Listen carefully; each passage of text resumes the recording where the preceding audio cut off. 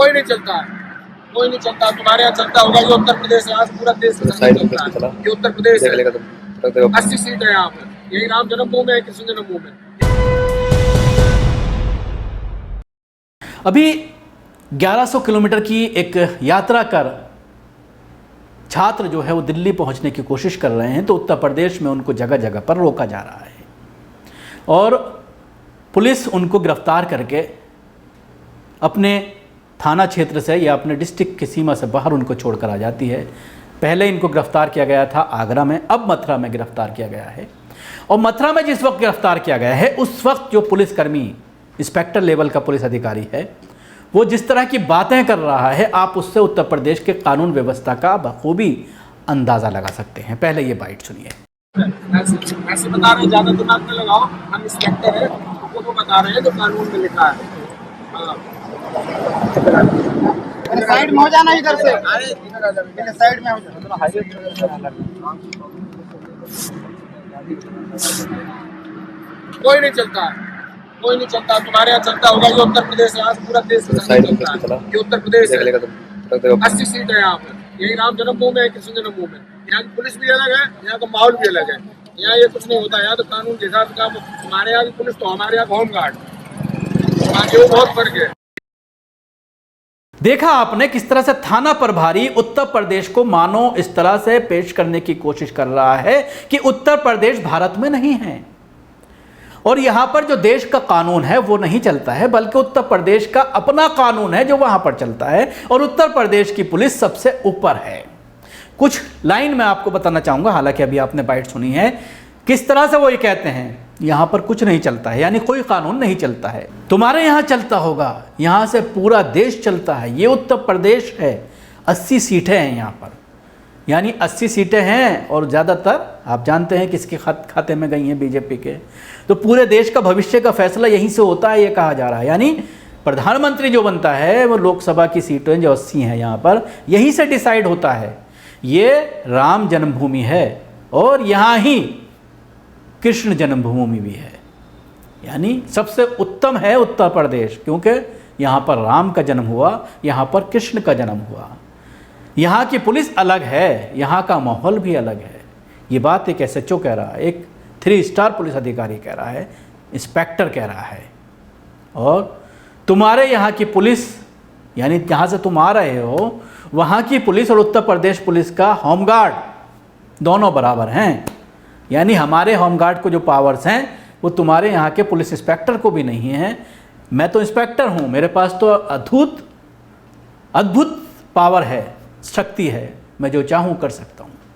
अब आप इस लैंग्वेज से अंदाज़ा लगाइए। और उसके बाद मैं आपको कुछ डेटा दिखाना चाहूँगा कि किस तरह से उत्तर प्रदेश में पुलिस कस्टडी में जो मौत के मामले हैं, उत्तर प्रदेश पुलिस के जो अत्याचार के मामले हैं, जिसको लेकर के अभी सुप्रीम कोर्ट ने भी टिप्पणी ज़रूर की थी, लेकिन सिर्फ टिप्पणी तक ही वो सीमित था। उसके बाद जिस तरह का एक्शन होना चाहिए वो सब नहीं देखने में आया और जिस तरह से कार्रवाई करनी चाहिए थी वो सब नहीं हुआ।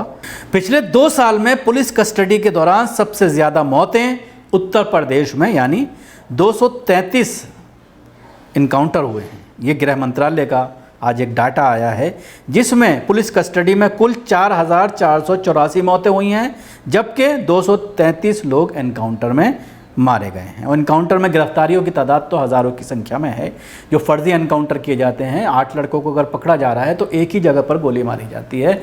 उसके बावजूद मानव अधिकार आयोग खामोश रहते हैं, उसके बावजूद कोर्ट खामोश रहता है, कोई सवाल नहीं करता, कोई उस पर एक्शन नहीं लिया जाता, क्योंकि कहा यह जाता है कि अगर एक्शन लिया जाएगा तो पुलिस का मनोबल टूटेगा।